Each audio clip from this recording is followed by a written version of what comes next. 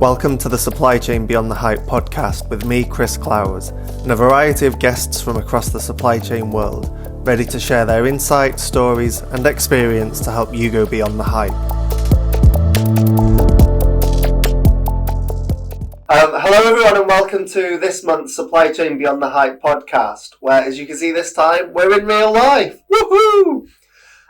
For the first 3 months of this year, we've focused on technology and the impact of technology in supply chain.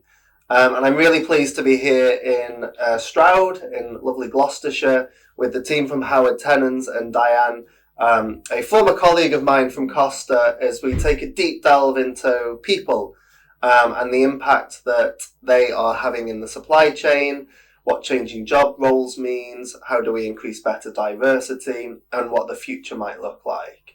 So, without further ado, delighted to be able to introduce our guests. Firstly, Diane, maybe you could tell us a little bit about yourself. So, lovely to be here. I've been in the people space for probably about the last 20 years now. Prior to that in operations, so retail operations, hospitality. So mixed with supply chain logistics as well as in my consultancy work. So that's really me from a work perspective.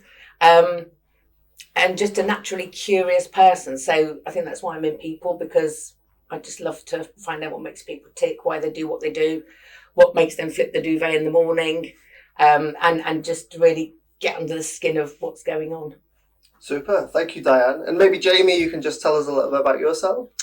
Yeah, so Jamie Hartles, I'm CEO at Tenens in the logistics business. I've worked for the organisation for just over 18 years now, so been in logistics my entire career. And at Tenens, people are absolutely central to everything we do. So when Chris suggested this topic as a podcast, it was super interesting for me to get involved. So yeah, really looking forward to the debate over the coming few months.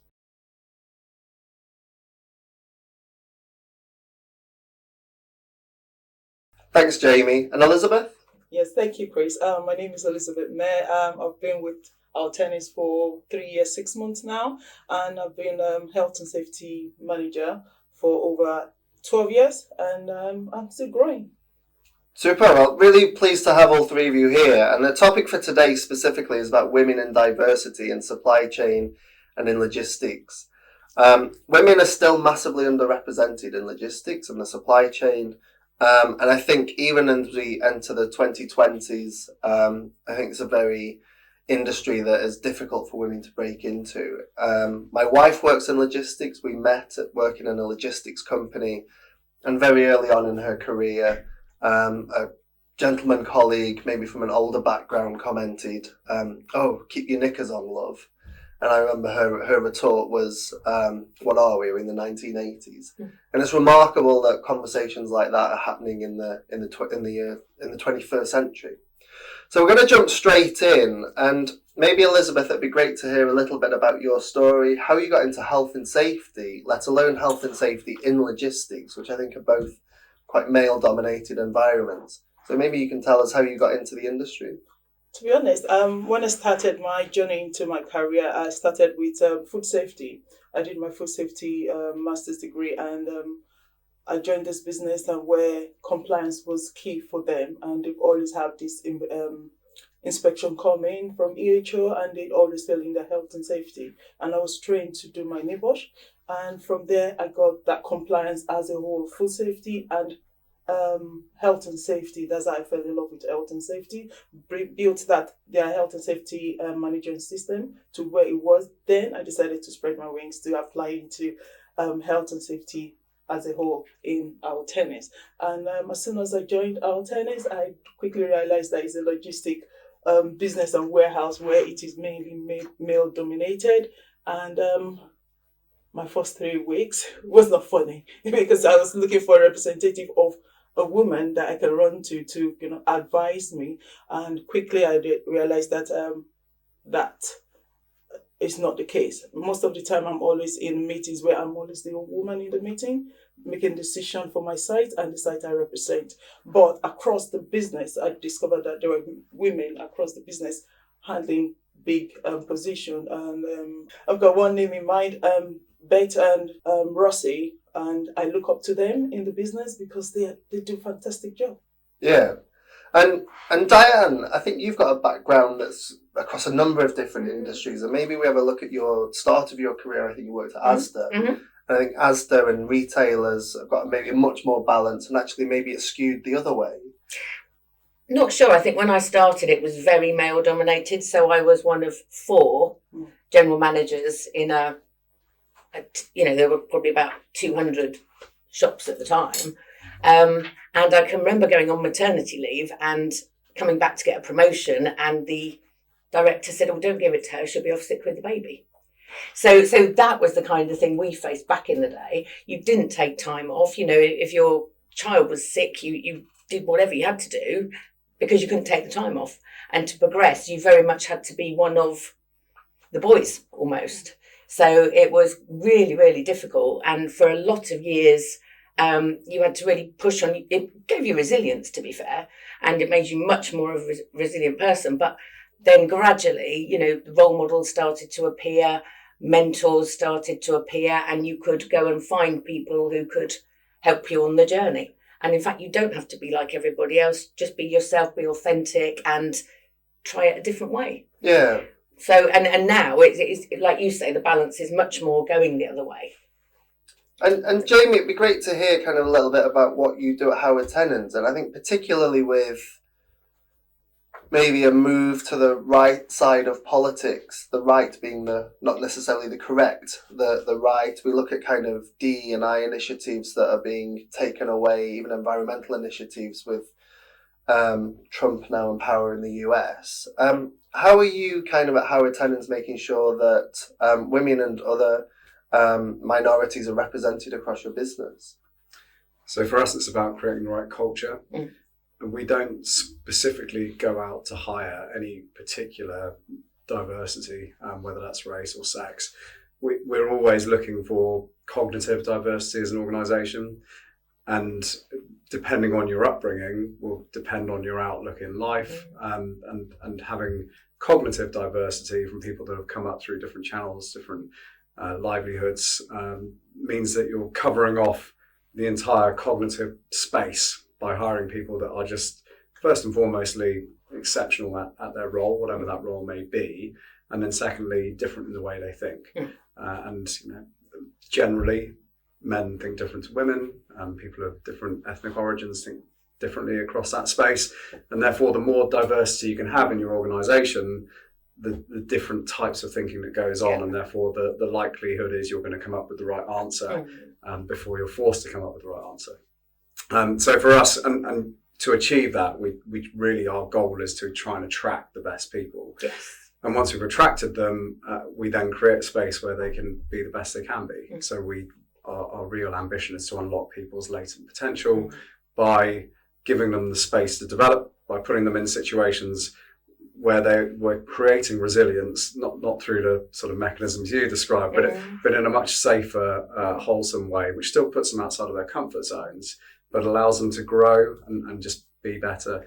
Elizabeth's part of our high performance scheme, which seeks to achieve exactly that. So for us, really, it's about creating a culture of safety, not just in the operational sense, but in the sort of well-being sense as well, and where you're not picked on because of the way you look or the way you behave, assuming it's appropriate. Positive behaviour. But in a way which hard work, effort and results are upheld. We live and breathe our values of being supportive, being progressive, being resilient and being connected, which is what being at Howard Tenens means. And we make sure we hold each other to account on that basis. And what we've seen by following that mantra is diversity has come because people who wouldn't have otherwise have put their hand up and said, "I'll have a go at that role," or "I'd like to be part of your business," they've approached us on that basis because they see an organisation where they can thrive. Yeah. And therefore we have seen the percentage of women in particular increase across leadership positions in the organisation. It can be more challenging at the sort of more grassroots level, But even there, we've seen positive improvement as well. And I think it's that whole psychological safety piece, isn't it, where they feel they can speak out, speak up, share their experiences, share their backgrounds, maybe. Particularly in a role like health and safety, right? Mm. Yeah. In my role, what I've noticed so far is my voice is heard and valid, and I'm part of decision making as well, and I'm supported as well by the senior leadership team, and I'm connected to the team that I work with as health and safety, and I've got a good manager that supports me as well. And also in my team, in my role now, I have a mentor that is mentoring me, giving me the guidance I need, and also giving me the visibility I need as well. Is that a female mentor? A male mentor. A male mentor? But I do have a female mentor in the business as well. Good. And it's a tough gig, health and safety, because you're working alongside colleagues on site, but you're reporting differently. Mm-hmm. So you have to both be supportive and you have to be a police person as well, saying, look, that's not on. And you have the power to stop the operation if you need to keep people safe and the business safe. But you also have to work alongside people day to day. And it's super important that you feel comfortable to be able to put your hands up and say, no, I'm challenging that behaviour. So beginning of my journey in our Tenens, I did meet with some resistance with the group I was leading in terms of health and safety. But the support I got from my senior leadership team made it easy for me to be able to establish the procedure and protocol I want in the team. And quickly we were able to switch what was a bad side to a very good side within 6 months. Jamie's like... We're absolutely transparent. We had some challenges down there, culturally mainly, when Elizabeth joined, and that culture, bad culture means that safety is not taken as seriously as it should have been. It's now one of our top performing sites, but these things happen, and unless you can get the culture right, it's quite easy for poor practice to creep in. Yeah, we've talked a little bit about mentorship, and I think when in a previous role I worked as part of a group that was called, it was Y30, I think, and interestingly they took male professionals to mentor females under 30, and so I was working with someone from Nationwide that was really interesting. So how important has mentorship been kind of at Howard Tenens, but also previously in your career? I think in my previous career, I didn't have a mentor. It's surprising to be in the IPO team where I've been assigned a mentor. And my mentor has been so helpful for me in terms of building my confidence. One of the reasons I'm sitting here today is because of the confidence which my mentor has given to me. I would hide myself. I don't want to be seen. I don't want to be heard. But it's actually unlocking the potential I have inside of me and understanding what I am and what I can do, self-awareness, and also just to give me that push that, yes, you can do it, girl, go for it. And my mentor, honestly, if he's hearing this now, he will be laughing instead of, because it's so informal, and I'm able to tell him, well, this is my weakness, this is my strength. What do I do to go from here to this part of the position? I want to be sitting in your chairs very soon, if possible. What do I need to do? And he's looked at training I need to go for, put me up for some training, send me some books to read as well to improve myself and the way I speak and the way I present myself. And yes, you have me here. Yeah, I always think, and I appreciate there's a subtle difference between mentoring and coaching, but it's almost having someone to talk to as well. And I've just got this going on. And Diane, maybe a slightly weird question. When have you seen mentoring done badly? Possibly when it's thought that the mentor stays with you forever, I guess, and they think they stay with there forever. And they don't, because you get to a point where that mentor can't give you anything else. So you kind of need somebody different to help you with other skills and other parts of your development. So I think sometimes people clinging on perhaps because they've got this great relationship and not then saying, right, brilliant, thank you, but now I need to move along, I think. Yeah. And whenever I think coaching done badly, that's when they mentor. So that's when they tell, and they give you the experience instead of letting you find the answers. Yeah. I always remember a mentor, I think, that I had at Costa, and the second session I ever had it was like, Chris, this is up to you how long this goes on for. Mm. Mm-hmm.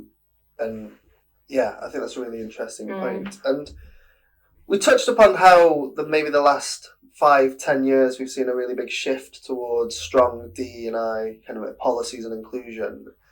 What do you think the next 10 years looks like? Maybe we can start with you, Diane, from a professional perspective, and then Jamie, kind of what Howard Tenens had on the agenda. So I think it's really sits around the leadership teams. So if the leadership aren't really bought into it and don't really go after it, then it's never going to get anywhere. So I think leadership team being really aware of and bought into what that could look like. And then I think that will then lead to policies, but what frameworks perhaps for doing things and for diversity. So even if it's something like recruitment, balanced shortlists. So we're getting a balanced shortlist from a recruitment agency, and the leadership team buy into that rather than taking the shortlist they're given and very quickly recruiting somebody, rather than waiting until they've got a more balanced selection pool. And then I think as well, generationally, this is so important to our future workforce. It really is. That this could be the difference between somebody joining you or not. So a graduate or somebody coming into the workplace, because they're very concerned about what that looks like. So for the future, I think that is going to be more important for recruitment. And I'm desperately trying not to make this a political podcast by failing. How do you think particularly really large businesses can do that when the leadership from government is forcing them to change their policies? And I'm not sure I've ever seen government forcing companies or very strongly encouraging to change their policies. I think when Dee and I kind of really took off, I think post George Floyd, it was very much felt it was reactions from companies, not from government. And now government is forcing those companies to take a step back. And the same is happening in sustainability. So I think the Prime Minister of Italy has in the last week said we need to get rid of all the green tariffs in the EU. They're effectively as bad as a trade tariff. So as governments take that step back from policies, how do businesses step up and take a lead when government is falling back? Sorry for a really big, deep question on a Tuesday morning. So I think it's up to the companies, because they need to realise that they aren't going to attract people if they don't do something about it. I don't know what you think, Jamie. No, I totally agree. I think it really is about trying to create a great place to work, and that means, so as a business we're privately owned. That means we it sounds very grand, but we take a sort of 100-year look at things, because our job as custodians of the organisation is to make sure we're here in 100 years' time. So we don't have the same sort of PLC shareholders to please. We can make long-term decisions. And that means genuinely trying to create a foundation that is going to last the distance. Yeah. And culture is and I keep banging on about it, but that is very much the sort of base layer, is making sure that cultural piece is absolutely right. And creating a fantastic place to work. And I think each, and your approach to sustainability, diversity, inclusion, everything forms part of attracting employees to your space to come and work for us, come and make a difference in this organisation. I do think that as much as a business can do, there's also a whole industry piece where we collectively as an industry need to make sure we're more front and centre in terms of educating people. There's a huge amount going on in the trade body space, trade association space, things like generational logistics, where they are getting into education a lot earlier than historically. I mean, I finished university and had absolutely no idea what logistics was, what supply chain was, until I sort of fell into it, like quite a lot of people do. And that's sort of unforgivable, really, when you think about how exciting an industry it is. So there's loads of opportunity there, but I do think it is sort of on the organisations that operate in that space to make sure that we up our game over all those elements, to make sure we are socially aware and confident enough to be able to put things in place that build foundations as an organisation to attract people into the industry while educating them.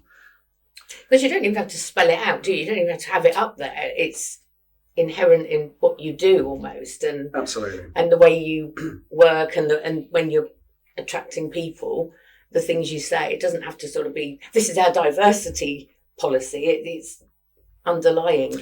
Yeah, I totally agree. If you can attract people through the door into that interview space because they're attracted to the industry and they want to come and have a look, and then they're attracted to your business because of what you stand for and what you represent, and then once they begin to meet the people and have a look around it, you can't fake that kind of stuff. So. And Elizabeth, so a few statistics here.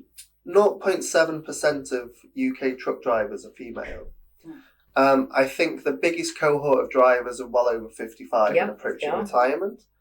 22% of the transport and distribution sector are women. And I think maybe if you get into more office-based roles or less kind of on the shop floor, perhaps that maybe increases slightly. You moved from the food sector into logistics. What made you make the move and actually...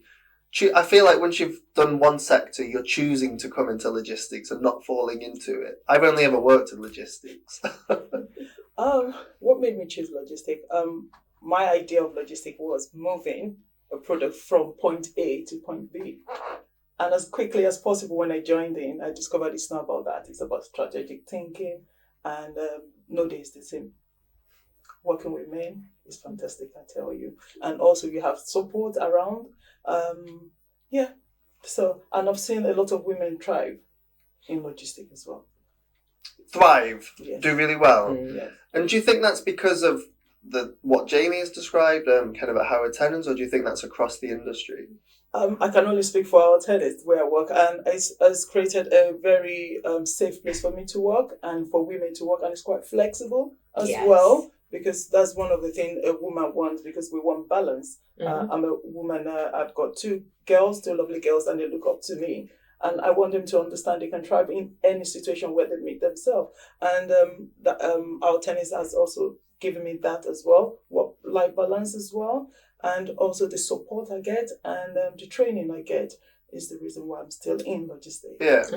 And do you think that would be possible with a day-to-day operational role where there's a shift 6 to 2:10, you've got customers that are expecting stock out the door at 4 p.m. So can you have flexibility on the shop floor? And maybe a question for both of you in an operational perspective. I do have women work in the shop floor, and they tell us what time they can work, then we work around with them, not force a particular shift pattern on them. Yeah. And I've seen that. And when we do that, you see them blossom in the workplace. And I think that's the key thing, goes back to the leadership, doesn't it? So for your team, you're leading them and doing that and giving them the flexibility. I spoke to somebody the other day, and she's a driver, and she said it does give her the flexibility because they listen to her and they work out, when she can work and what she can do and what she needs to do. So I think that's really key. And this is maybe that example you mentioned earlier, that if people don't change their approach across all industries and listen to their staff and colleagues, then they're just not going to be able to recruit anyone. No. And if it's rigid and it's, you will go out for these hours and you will sleep in your cab and you will, do whatever, nobody's going to want to come. Yeah. So you sort of go on those other benefits, I think. Yeah. Do you have anything to add to that? Look, we will try and accommodate people as much as possible. It's not always possible. No, of course not. There is a job to be done. It is 24/7 typically. And therefore, if everybody wanted super flexible hours, it would be much more difficult to achieve. But where we can, we do. And it's just about creating an environment where people are capable of being able to say, look, I'm not happy for this particular reason, or my circumstances have changed. Good people are hard to find, and therefore if we can hold on to them by adapting and becoming more flexible, we're very happy to consider it, of course. And it is considering it. It's not saying, of course, is it? It's Exactly. Right to have what they want. Exactly. It's, goes both ways. But the majority of times we are able to work something out. And it's just about communicating and and having the sort of confidence to be able to just say, look, my life's changed a bit. How can we make this fit? And typically we're able to work our way through it. Yeah. I sometimes find that the contradiction in I want same day delivery or very next day delivery or 10-minute delivery if you're in a city centre with kind of Q-commerce, but nobody wants to work in that warehouse that does that or be the van driver or the moped driver that's making the delivery. I think there's a lack of understanding in logistics and to what it actually does. Like you say, it's, when you first came into the industry, it's about moving something from A to B. What do you think we can do to be more visible? I think when COVID hit, everyone thought that truck drivers were the new superheroes. And I think much like other industries, maybe like the NHS as well, that's fallen back an awful lot now. I think truck drivers, the bane of the road, elephant racing in the middle lane of the motorway, accidents. No one understands still that if the cab is here and you're sat here, the truck driver cannot see you. What can the industry do more to actually promote itself? Not just to from a diverse perspective or for women, but overall, because I think it's got a real PR issue everywhere. I'll start with diversity first. I remember coming into the UK, I was told 2 job roles are available for you. And I wanted more. And for me to expand myself, I have to increase my competence and all, and I got the job. And I think representation is one for women and of people of color. Look around. We don't know this logistic in terms of, when I tell my girls about logistic, they'll be like, Mom, what was that? And it's quite interesting because as a graduate, I didn't even know anything about logistic. And I think we should go out to the universities to kind of give talks and let people know more about it, what you can do, and representation of women across the business as well. Because when I came in my group, I was the female female in the meeting, money meetings, management meeting. Then I joined the whole team, and I discovered, there is large amount of female women in the business. So I think that representation is really key. And also we've gone around speaking to our drivers, making sure they're safe on the road as well. And we do have quite meetings to make sure that happens. Yeah. And Diane, you've worked across tens of industries. You were telling me your CV the other day. Do you see a particular challenge for logistics versus other sectors that is stopping people coming into the industry? I do, because I don't think people know all the roles that are available, how their career path could look. They think, all right, there's a job as a driver, I'll go and do that. But they don't see that there's planning, there's people, there's finance, there's all these other things they can do. And I do think logistics are perhaps, and it might be because I'm not in it full time, but it seems that logistics is quite quiet about how exciting the industry is. Yeah, I mean, my reflection on it is that in some ways we're too visible in that everyone sees van drivers and drivers and assumes that's it. That's it. And there's nothing wrong at all with driving jobs. They're actually quite varied and exciting for the right person that wants that. But what you miss is everything that goes behind it. So when Elizabeth talked about strategic thinking, that's what logistics at the other end of the scale is all about. These are big solutions where you're moving millions of items around the UK, dealing with large pieces of mechanical equipment, UK infrastructure, all sorts of systems, technology, as well as people. It's enormously complex. You said no day is the same. That's what I think that keeps people in the industry, is that challenge, that exposure to so many different companies and ways of working. It really is a super exciting and vibrant industry. How I would be able to package up my job and put that out into the market and say, hey, come and have a look at what I do, because it changes every day. It's almost impossible to articulate that. The industry is trying to make steps towards being better at communicating and particularly getting in at school level and saying, look, how do you think these chairs got here? How do you think these tables got here? All that kind of bringing it to life for people. As a sort of position, starting as a van driver or warehouse operative, great. But there's graduate schemes, there's leadership schemes. You can come in at a more sort of managerial or supervisory level. So it's that bit beyond the driver that I think people don't see, and we could do with articulating better. I think a good example of showing how a driver can be a transport manager. We do have that in our team as well. Just showing how a young driver can be a transport manager. It's great. So that example, just putting it out there, will attract people. Well, our current operations director started as a warehouse forklift truck driver.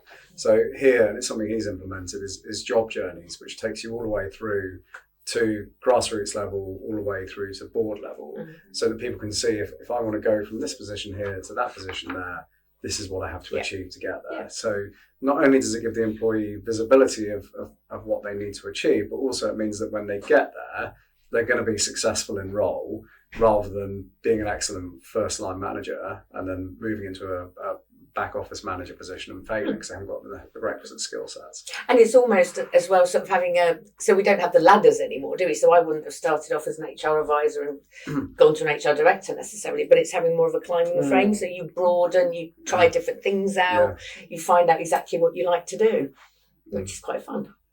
And I think you're slightly self-deprecating. I think your career yourself, Jamie, has started near the bottom and worked right the way to the very, very top. Yes, more by luck than design.